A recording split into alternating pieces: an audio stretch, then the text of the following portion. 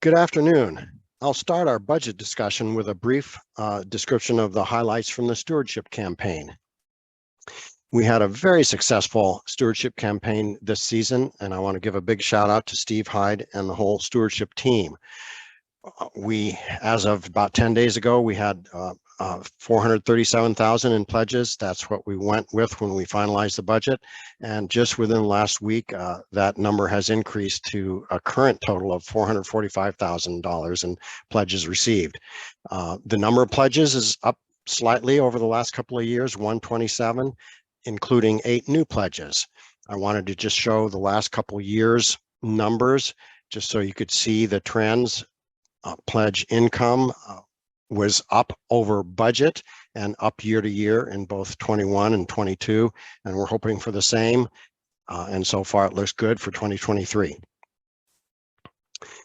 As far as the overall budget, we have income planned, including transfers as well as pledges and special offerings. All the income, $655,000, expenses, $683,000, which will give us a budgeted deficit of $28,000. Note that we're starting the year with cash on hand of $228,000. As far as comparison year to year, I just wanted to show the increase in the cash on hand, beginning year balance in 21, 22, and 2023. The budget income is up slightly over the last couple of years. Budget expenses up slightly. Yielding the same budgeted deficit, mid to upper 20s. Last year was a little larger, but then the actuals for the last 2 years, income was up, expenses were down, and both of the last 2 years we ended up with a tidy surplus. A couple of the narrative items I'd like to mention regarding the budget. It maintains staff and programs in 2023, assuming we are fully staffed again, probably in the spring. It assumes the church is fully open throughout the year with normal spend rates for programs and utilities and continuing to support the mission initiatives we have. A key infrastructure project that's planned for this year is painting, exterior window trim and column painting for the church. 2 of the drivers for the somewhat higher income, again, pledge income and fundraisers that we've factored into the budget, greater than last year. 2 of the expense changes are larger music budget and larger technology budget for website redesign. One other goal I want to mention, it's not going to affect the operating budget, but I want to start a discussion in 2023 regarding establishing a capital budget for small and medium-sized projects separate from the operational budget as just a smoother way to manage the operational budget and a clearer way to budget and plan for and manage capital projects.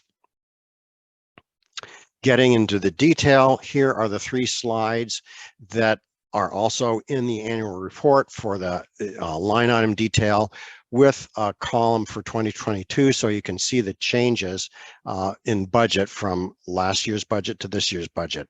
Higher pledge offering, higher earned income, higher transfers, most notably the painting amount from the Slocum bequest will be paid for. The painting will be paid for to the tune of $75,000 estimated out of the Slocum bequest. On the salary side, again, it's slightly lower than last year's budget because we are not planning a 12-month for Hannah's replacement, but rather salary starting in the spring when we think that position will be filled. Other expense line items are pretty much the same with small year-to-year changes up or down, with the exception of music budget, much larger than what we budgeted a year ago before Amy arrived. And wrapping up with the expenses, again, administration about the same with the exception of technology, up some to account for the website redesign, giving us a total, again, of a budgeted $28,000 deficit. That's it.